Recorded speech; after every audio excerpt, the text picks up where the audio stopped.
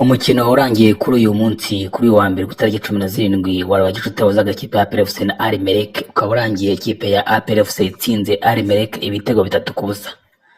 Abafana ba APR baraye mu byishimo bibaza ko byaba ari intangiriro y'ibihe byiza baba batarigeze babona, cyangwa se bakaba bakomeza kwibaza niba byaba nanone ari agatonyanga mu nyanja, ariko biragaragaza ko ikipe igiye igaruka ku murongo. Tubutse ko ikipe uyu munsi yabonye umutoza wongera imbaraga, umufaransa uko ufite inkomoko mu Barabu, akaba yaje muri iyo kipe aturutse mu bihugu byinshi cyane yagiye anyuramo. Bikaba rero byatangajwe umunsi ariko amaze iminsi igera ku cyumweru ari muri iyo kipe. Niba ari amaraso mashya azanyemo rero, niba ari uguhurirana, yaba bitangaje. Gusa ikigaragara cyo kandi kizwi nuko ikipe ya APR imaze gutsinda umukino wayo wayihuzaga na Al Merrek, ikaba itsinze ibitego 3-0. Ni ibitego byatsinzwe byose mu gice cya kabiri. APR rwose igaragaje nk'ikipe yakinaga neza cyane mu gice cya kabiri, igaragaza umukino mwiza. Umutoza waje umutoza witwa Fuzil Mohamed, ufite umunyamaroko ariko akaba afite ubwenge bw'Ubufaransa, akaba naho yabaga. Uwo mutoza Fuzil Mohamed, umunyamaroko wari usanzwe atuye muri mu Bufaransa kuko niwe yabaye igihe kinini cyane, akaba ari dogiteri mu kongerera ingufu abakinnyi. Akaba ndetse yaratoje mu bihugu binyuranye cyane birimo za Maroc, Leta Zunze Ubumwe z'Abarabu, Saudi Arabia, Iraq, Ubufaransa, Ububiligi, Gabon. Nubwo bose abantu bamwe batangiye kuvuga ko umutoza abeshya ngo yatozaga ngo gym, ngo abantu ukaba ari n'amavideo yagiye akora kuranga no gutoza abagore ngo bashaka kuzana amataye, ariko nibuza ko ari umutoza kuko bigaragara ko ari umutoza umenyereye gutoza abakinnyi, kuko ahagaragaye ni video arimo kwakirwa n'abakinnyi n'abayobozi ba APR barimo kumubyinira babyina Kinyarwanda. Rero yageze no mu ikipe wa Fuzil Mohamed, none ikipe koko nabona ibigaragaza itsinda Al Merrek ibitego 3-0. Ibitego 3 byagiye muri byose mu gice cya kabiri. Twageze urutore APR atangije mu kibuga ni Sulaiman Mwizamu, Mwizamu yemo Sirwane muri defense, muri agasajyamo Yunus na Maduzon, Christian na Gilbert bajya ku mpande, Sekiganda, Traore na Mani bajyamo muri mediane, imbere kuri Atakarida, Dawo, Ouattara na Togui. Ikipe ni APR, urumva ko APR yabanjemo ikipe yayo ya mbere kabisa.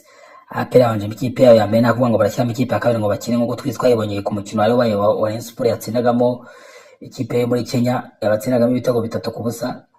Rayon Sports yo Mathare United, Rayon Sports yatsinze ibitego 3-0 ariko yakinishije abakinnyi batasanzwe bakina gusa, n'umugaride wakinnye n'umugaride w'umwana yitwa Yves bashaka no kwirukana, ariko yakinishije abo bakinnyi batsinda ikipe 3-0. APR rero yabanjemo ikipe yayo ya mbere, nta kuvuga ngo iraca ku ruhande, kuko abakinnyi bose mvuze urebye neza urabona ko ari abakinnyi basanzwe babanza mu kipe ya APR FC. Akaba rero bikinishije, ikaba ishoboye gutsinda iyo kipe ibitego 3-0. Ibitego 3 byose byagiyemo mu gice cya kabiri. Ibitego byose byagiye mu gice cya kabiri, murabizi ko nta gitego na kimwe cyagiye mu gice cya mbere. Igice cya mbere cyarangiye ari ibitego 0-0. Igice cya kabiri ibitego bishobora kujyamo 3 byose bijyamo. Ibitego byatsinzwe na Kagege, na Man Dao na Fidari. Ikipe Al Merrek abantu baribaza Al Merrek yo nayo ko nayo tubona ari inyatsi igendera. Al Merrek sabazungu kuri gusa koko baze ko ubundi Al Merrek toza n'umutoza watoje APR, bakabaza ngo bamuzi abantu bose ko ari nawe nta cyagenda gake. Umutoza watoza na APR nawe yasezerano na APR kubera kudashobora n'ubundi toza Al Merrek, umva ko ubundi ari inyatsi igendera. N'ubundi APR rero tuyisengere ibi kuko igarutse mu murongo, kuko ikigaragara cyo nuko ikeneye intsinzi nyinshi cyane kugira ngo yigarure icyizere nyuma gutsindwa 5-0 muri Sekafa, aho yasicika intege ku buryo bugaragara. None se abantu bari baza niba iyi ntsinzi APR igize ya 3-0 yaba igiye gutuma ihindura igitekerezo yafite cyo kwanga gukina Super Cup ikemera kuyikina, kuko tubitse ko ngo kugeza uyu munsi Super Cup ntari yemerwa ko izakina, ntari yatanga itariki izakinirwaho, ntibari bemeza ko izanaba, kuko byo batangaje byose APR yarabyanze. Ubu muri Ferwafa habuze umuntu ufata icyemezo, perezida wa federasiyo tubutse ko afunze, abandi bayobozi bahari bose batinye gufata icyemezo, banze kuvuga ngo bitanurukaho. Barareba bakavuga se dukine Super Cup APR atwaye ibikombe idahari, bakavuga se dukine Super Cup y'amakipe abiri kandi twari twemerewe ko tuzakinisha amakipe ane. bakavuga ati turakinisha amakipe ane, APR yarabyanze tuyisimbuze dushyiremo indi, byose byabaye ikibazo. APR nayo ngashaka mu kwa mbere, amakipe nayo mu kwibaza Rayon Sport akaba yase nibigera mu kwa mbere mushaka ko tuzakina dufite izindi gahunda twaranze kuzikina, ubu nta kintu dufite cyo gukora.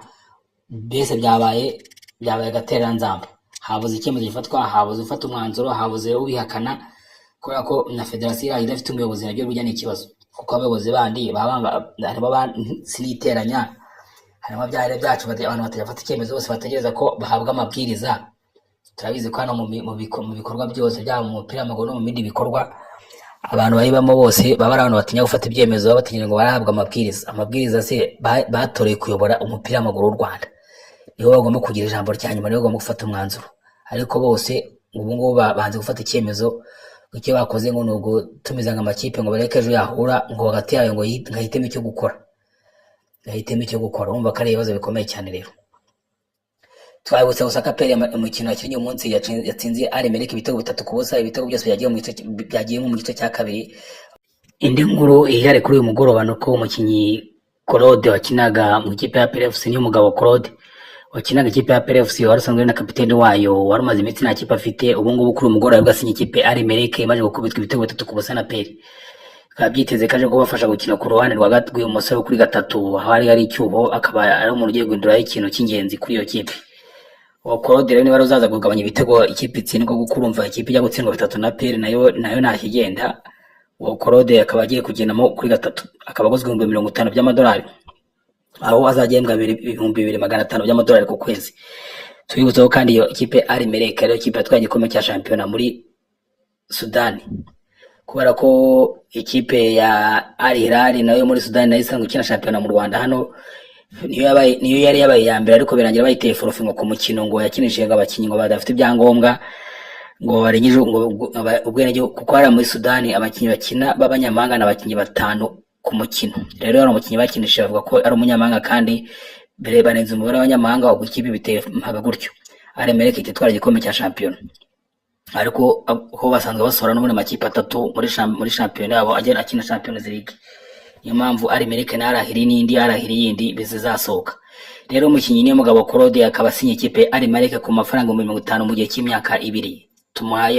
Tumwifuriza ibyiza muri iyo kipe y'Abanyasudani.